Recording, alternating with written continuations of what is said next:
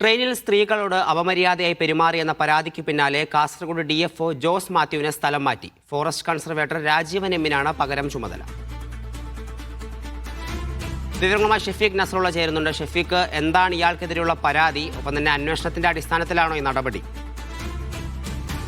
കഴിഞ്ഞ ദിവസം വൈകുന്നേരം 3:30 മണിയോടുകൂടി കാസർഗോഡ് എത്തിയ ഓക്ക എക്സ്പ്രസിൽ DFO സ്ത്രീകളോട് അപമര്യാദയായി പെരുമാറി ലൈംഗിക ചേഷ്ടകൾ കാണിച്ചു എന്ന പരാതിയുണ്ട്. ഈ പരാതിയിൽ കാസർഗോഡ് റെയിൽവേ പോലീസ് കേസെടുത്തിരുന്നു. ഇതിന് പിന്നാലെയാണ് ഇപ്പോൾ DFOയെ സ്ഥലം മാറ്റിക്കൊണ്ടുള്ള ഒരു ഉത്തരവ് ഇറക്കിയത്. ട്രെയിൻ സ്ത്രീകളോട് അപമര്യാദയായി പെരുമാറി എന്നതിന്റെ അടിസ്ഥാനത്തിൽ പരാതി നിലവിലുണ്ട്. ആ പരാതിയുടെ അന്വേഷണം പുരോഗമിക്കുകയാണ്. ഈ ഘട്ടത്തിലാണ് ഇപ്പോൾ സ്ഥലമാറ്റം ഉണ്ടായിരിക്കുന്നത്. കാസർഗോഡ് DFOയുടെ ചുമതല ഇപ്പോൾ ഫോറസ്റ്റ് കൺസർവേറ്റർ രാജീവ് എമ്മിന് നൽകിയിട്ടുണ്ട്. ഈ ഉത്തരവിൽ പറയുന്നത് ഭരണപരമായ സൗകര്യാർത്ഥമാണ് സ്ഥലമാറ്റം എന്നാണ്. ഭരണപരമായ സൗകര്യാർത്ഥമാണ് സ്ഥലമാറ്റം എന്ന ഉത്തരവിൽ പരാമർശിക്കുന്നുണ്ടെങ്കിലും ഈ കേസുമായി ബന്ധപ്പെട്ടാണ്, കേസിന്റെ ഒരു പശ്ചാത്തലത്തിൽ തന്നെയാണ് സ്ഥലമാറ്റം ഉണ്ടായിരിക്കുന്നത്.